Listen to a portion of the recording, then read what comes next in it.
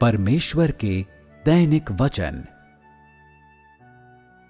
मानव को आज तक का समय लग गया है ये समझ पाने में कि उसे केवल आध्यात्मिक जीवन की आपूर्ति और परमेश्वर को जानने के अनुभव का ही अभाव नहीं है, बल्कि इससे भी अधिक महत्वपूर्ण है उसके स्वभाव में परिवर्तन। मनुष्य की अपनी जाति के इतिहास और प्राचीन संस्कृति के बारे में पूरी अज्ञानता का ये परिणाम हुआ है कि वो परमेश्वर के कार्य के बारे में बिल्कुल भी जानकारी नहीं रखता। सभी लोगों को उम्मीद है कि मनुष्य अपने दिल के भीतर गहराई में परमेश्वर से जुड़ा हो सकता है, लेकिन चूंकि मनुष्य की देह अत्यधिक भ्रष्ट है और जड़ तथा कुंठित दोनों है, इसलिए ये उसे परमेश्वर का कुछ भी ज्ञान नहीं होने का कारण बना है। आज मनुष्यों के बीच आने का परमेश्वर का प्रयोजन और कुछ नहीं, बल्कि उनके विचारों और भावनाओं और साथ ही उनके दिलों में लाखों वर्षों से मौजूद परमेश्वर की छवि को भी बदलना है।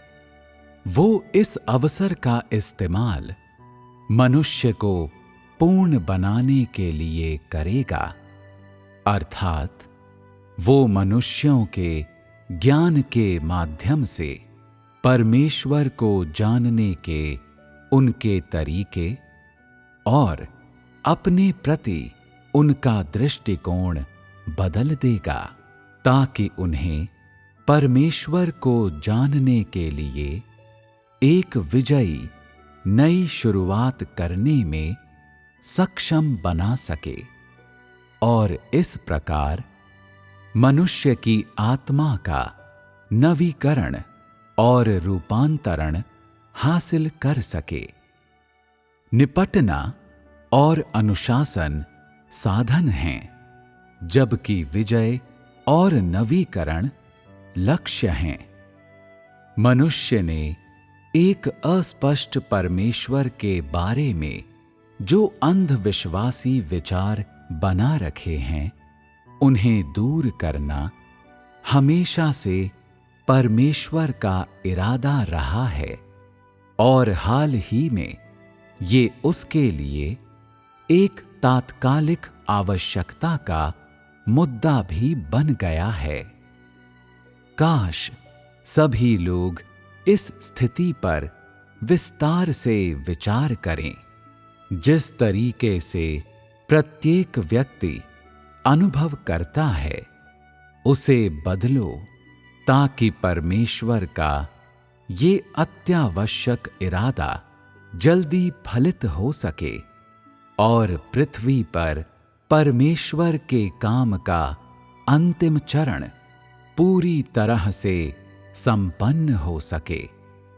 परमेश्वर को वो वफादारी दो जिसे देना तुम लोगों का कर्तव्य है, और अंतिम बार परमेश्वर के दिल को सुकून दे दो। काश भाइयों और बहनों में से कोई इस जिम्मेदारी से जी ना चुराए या बेमन से काम ना करे। परमेश्वर ने इस बार निमंत्रण के उत्तर में और मनुष्य की स्थिति की स्पष्ट प्रतिक्रिया के तौर पर देह धारण किया है, अर्थात वो मनुष्य को वो चीज प्रदान करने आया है जिसकी उसे जरूरत है। संक्षेप में, वो हर व्यक्ति को, चाहे उसका सामर्थ्य या लालन पालन कैसा भी हो, परमेश्वर के वचन को देखने और उसके माध्यम से परमेश्वर के अस्तित्व और उसकी अभिव्यक्ति को देखने तथा परमेश्वर द्वारा उसे पूर्ण बनाए जाने को स्वीकार करने में सक्षम बना देगा और ऐसा करके वो मनुष्य के विचारों और धारणाओं को बदल देगा, जिससे कि परमेश्वर का मूल चेहरा मनुष्य के दिल की गहराई में दृढ़ता से बद्धमूल हो जाए। ये पृथ्वी पर परमेश्वर की एकमात्र इच्छा है।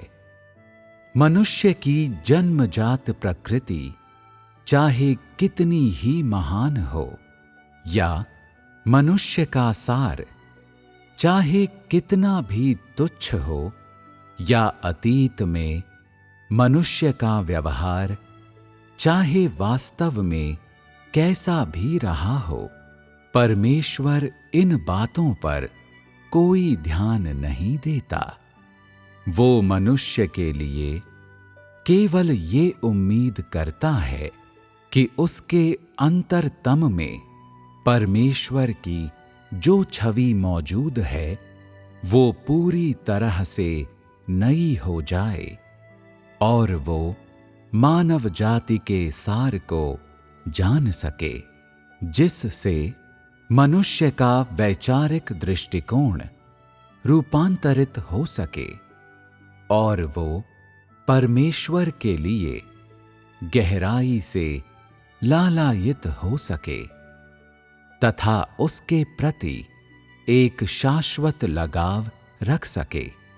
यही एक मांग है जो परमेश्वर मनुष्य से करता है।